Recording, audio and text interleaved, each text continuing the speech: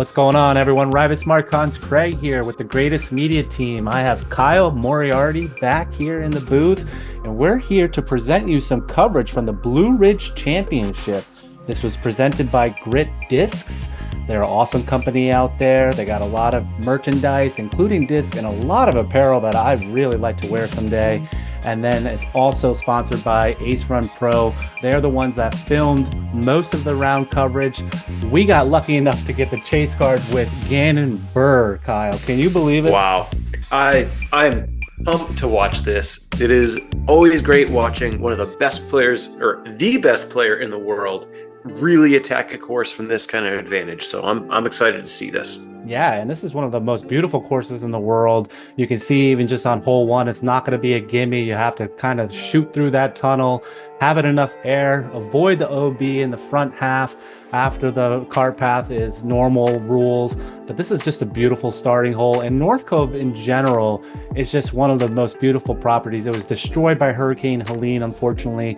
The last few holes you will see, but most of the front did get saved. And then there's going to be a lot of changes you'll see throughout. If you haven't checked out our coverage from the FPO round 2, make sure to check that out. And we have FPO final round coming out soon. So here is Nick Robertson coming from all the way from Michigan, playing in the Blue Ridge Championship. It's awesome to see players from way up north coming way down south. He's probably trying to escape a little bit of that nice cold springtime that they're feeling.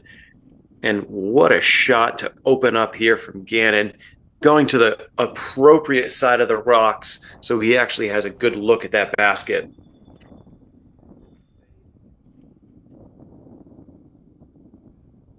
Throwing a dime to start. He actually bogeyed this round 1, and that's probably why he landed himself on the chase card, honestly. Right? It's when you make those silly little mistakes, and that's a huge skip that Marwede took off that golf cart path.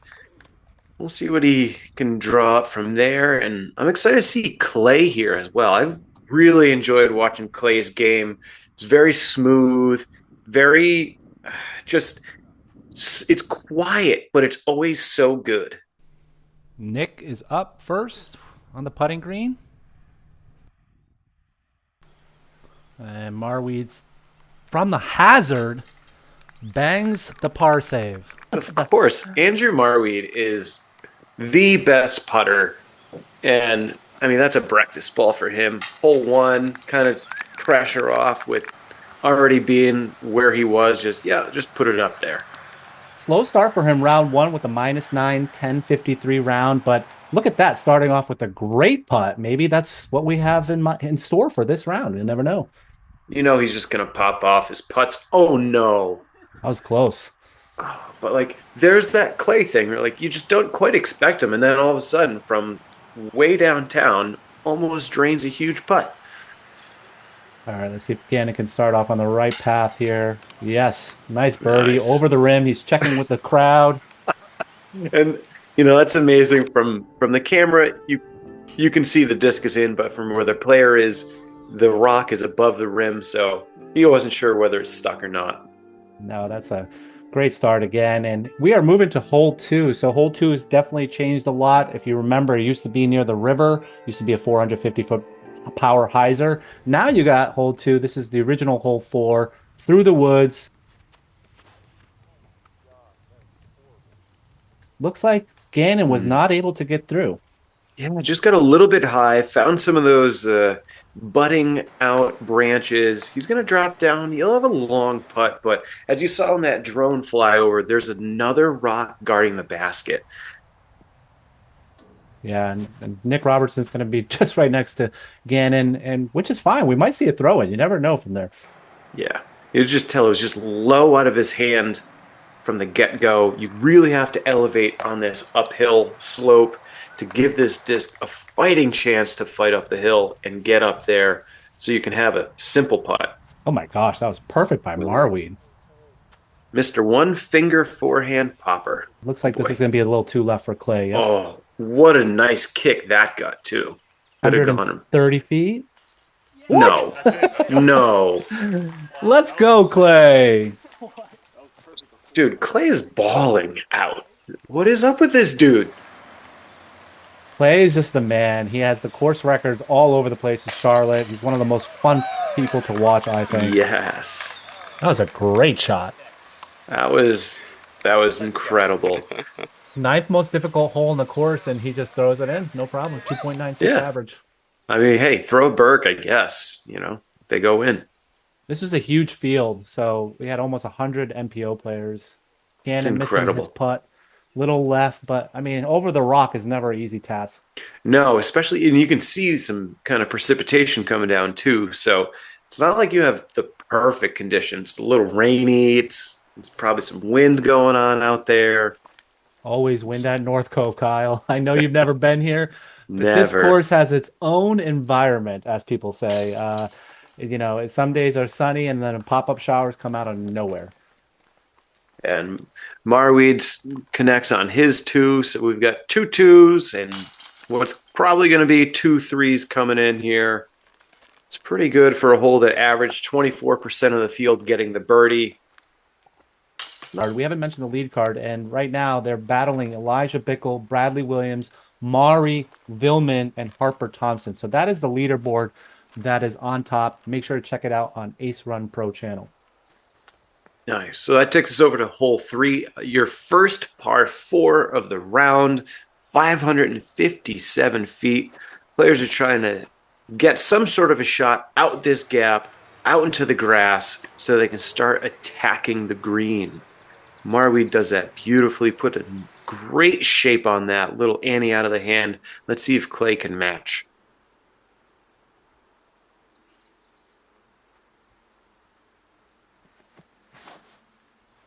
Plays a good forehander, I've learned, and perfectly placed. Nice low line. He gets up there. I will say this is one of the best new changes that you'll see at North Cove. If you haven't been at North Cove, this is a new hole. It is not easy to hit that gap, folks. They're making it look very easy. Definitely. And you can see just right now where the springtime, the leaves are just starting to bud. But imagine playing this in the summertime Mm. when everything is full and lush and you can't see through out of this window except for that one little gap.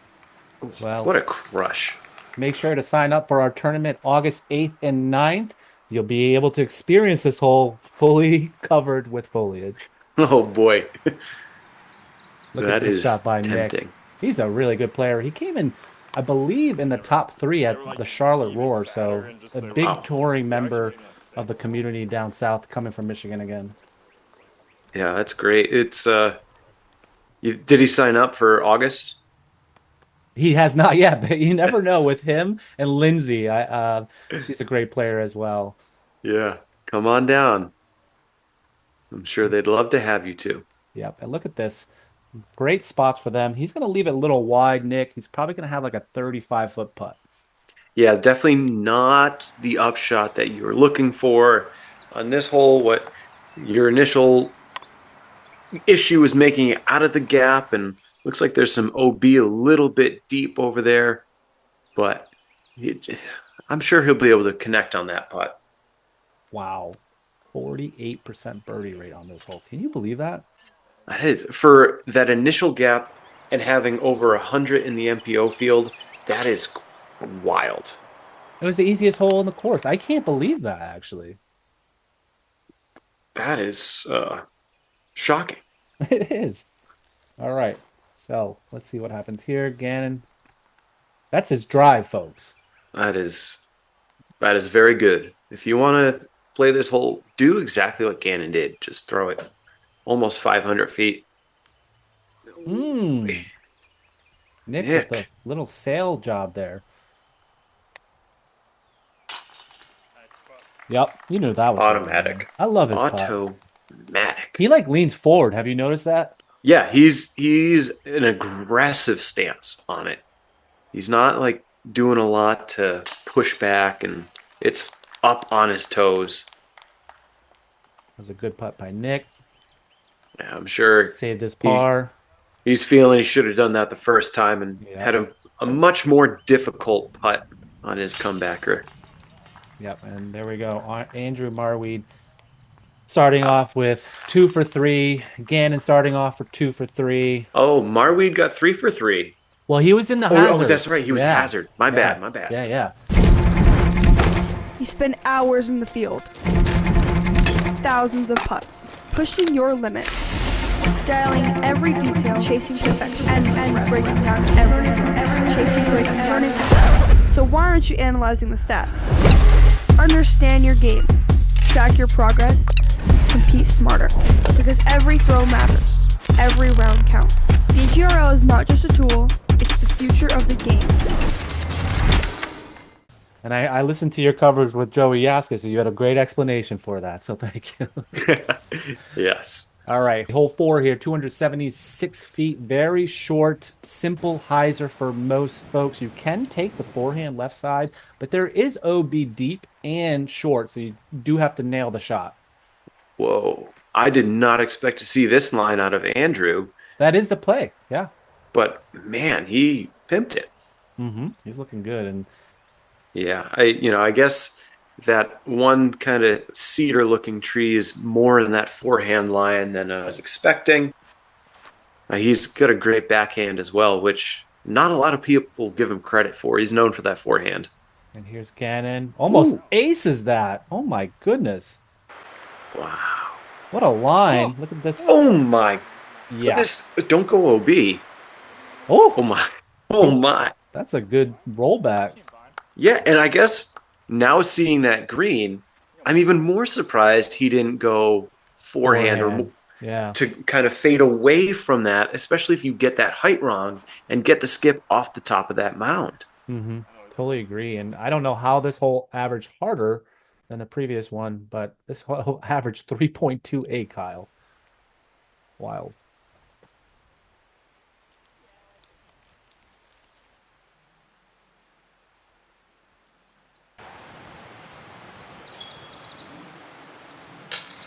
Nice Oof. putt by Gannon there. Look at that stroke.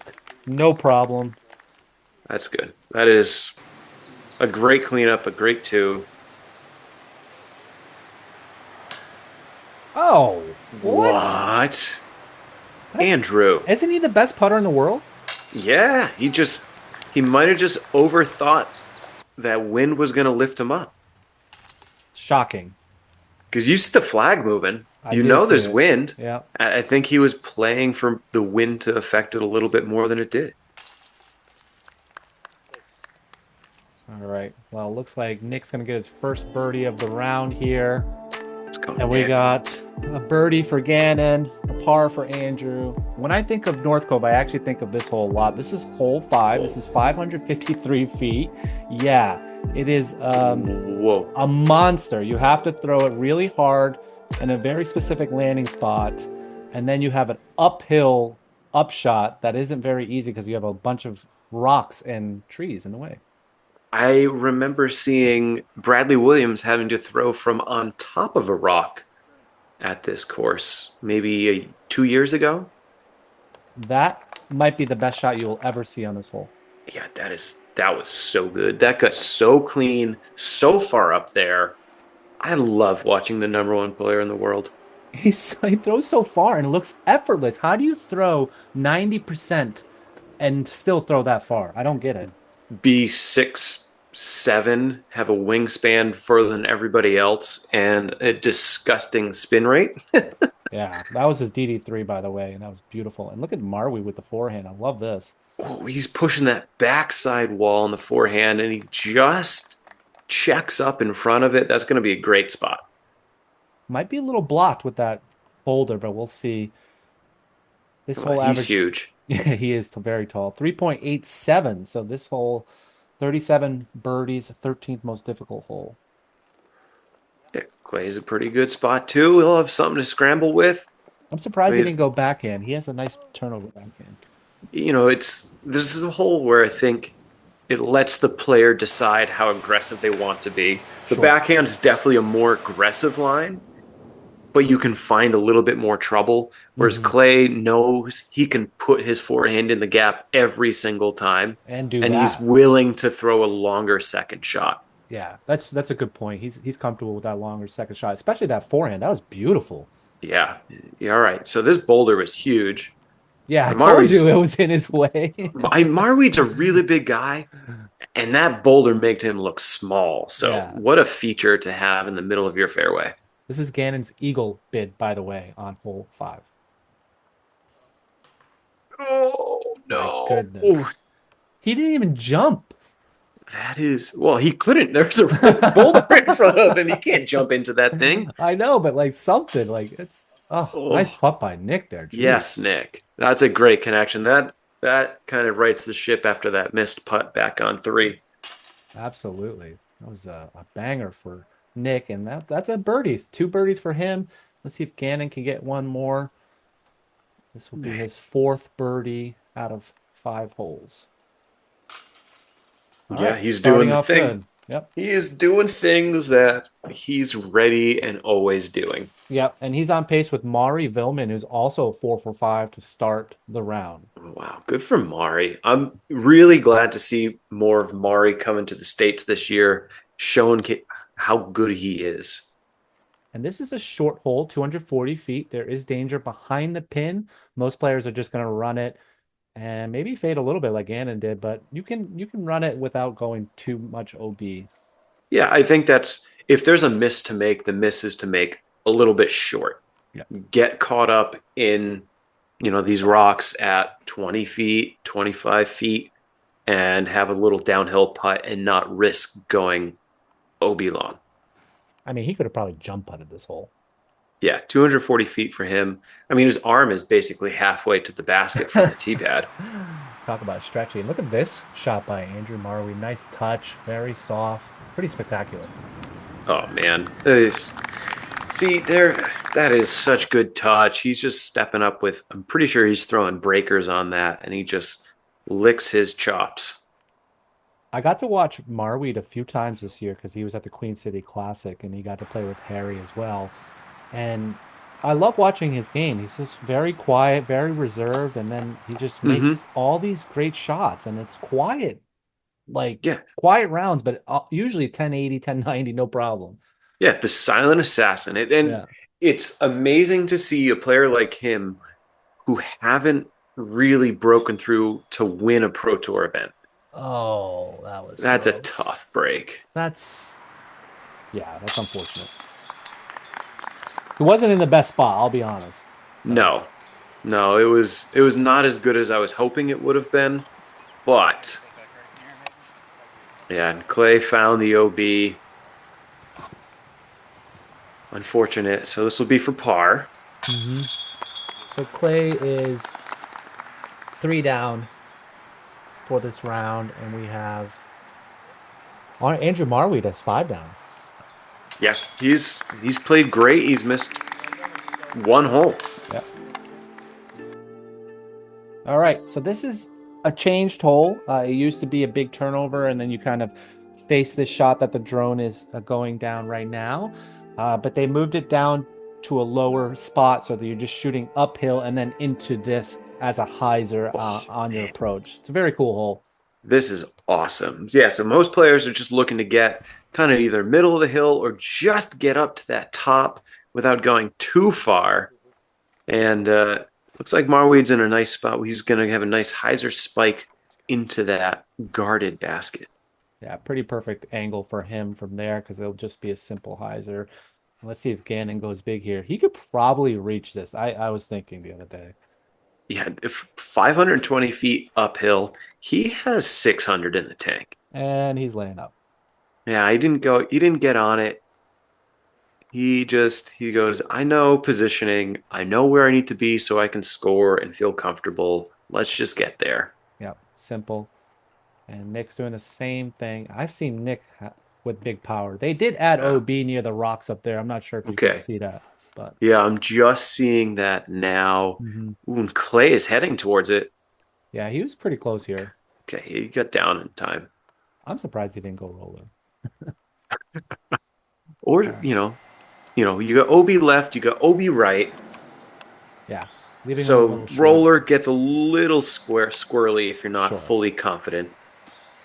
And you have just, again, a hole where you don't have to do too much off the tee. You just put yourself in a good position where you're comfortable attacking this basket. like this right here. I'm sure it's a comfortable hyzer for Gannon. Um, Maybe not that comfortable, but that was pretty high up. yeah, he was just a little left. He was a little too pinched, and that looked like that was about the only shot he had. Agreed. It's and this is what he's got. Look at this slope. Oof, oh, That's nails. Oh, that's a death putt and a half because it's out of bounds behind there. Yeah, it's elevated on a very drastic slope.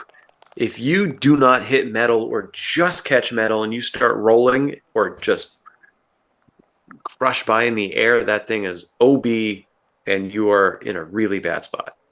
Do you even think a negative thought crosses his mind? No. You think it's just, I got this putt, this is nothing? Yeah, at that level, you can't let your mind start wandering into those negative thoughts. And you just got to go, especially with how this field is now and how aggressive all of these players are on the putting green. So this is hole 8. This is 657 feet, a brand new hole. I think this is my favorite change that they made. Look at this shot that they have to go to a landing zone. Yeah. Demanding. You know, you could get a little bit more aggressive, but this forehand off the tee to a tight little zone, he's pushing the edge. What a, like, you can let the player bite off a lot, but with this elevation, it's so easy to make a mistake. You're so high up. This is probably 100 and something feet up. Wow. And the best part is it's a par 4. So now you have to have angle control to approach it. So it's a really good hole. Yeah, I'm glad we get to see a backhand off the tee as well. You know Nick's gonna come on, provide workout. Oh, it never faded out. back. Yeah. I wonder if he was going more of mid there.